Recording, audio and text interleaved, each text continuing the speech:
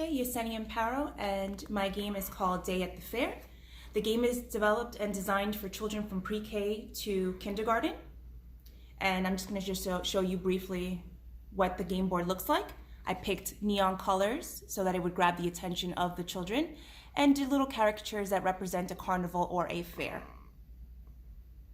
The end of the game would end at the Ferris wheel, and the start is just that, where the start is and the balloons. And you would go around. Okay. So, the rules of the game. The game is designed to be played from 2 to 4 players, and the object of the game is to reach the end of the board with the most amount of tokens. Each child would start with 10 tokens, and for this case, we use pennies to represent the tokens. Each player rolls the die, and the player with the highest number goes first.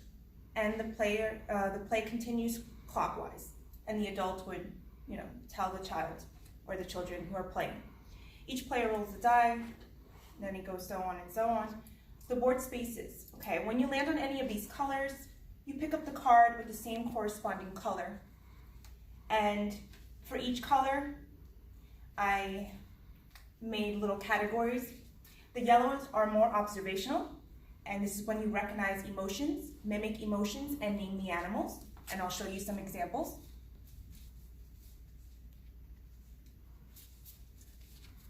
So, for example, name the animal.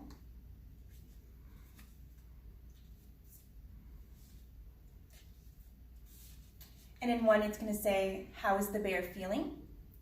And the child will tell you, is it sad, is it happy? And some will tell you, mimic what the bear is feeling. And the child would either, if it shows sad, they would say sad. If it's happy, they would do so. The next category is the green. And that is more mathematical, counting, simple addition, and subtracting. And I represented those cards as such. Count how many. And you see the little hats, and the child would pick which number is the correct one. A simple how many, 3 with the number at the bottom. The addition, depending on how the teacher or the parent teaches, addition sign or add. And then the child would give you the answer. Same as here. And we did a simple subtraction, 2 gesture hats, 2 minus 1, or 2 take away 1. And they're very big and legible so the child can see and are able to identify clearly. The next category I did was pink, which is a little bit more action and vocal, where they make sounds, make movements, and identifying by pointing or touching.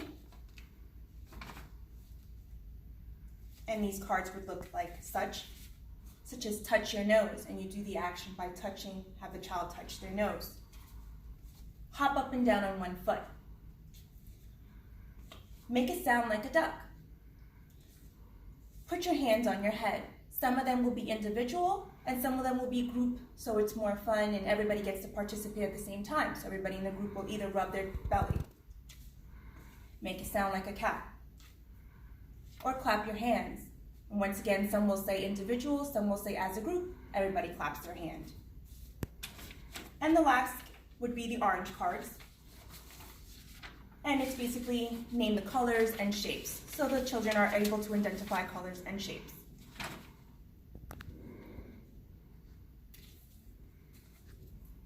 Name that shape, and you see the heart. This one will ask, what color is the seal? What color are the stars on the ball? Name that shape as well. And one of my favorite ones, name all the colors on the rainbow.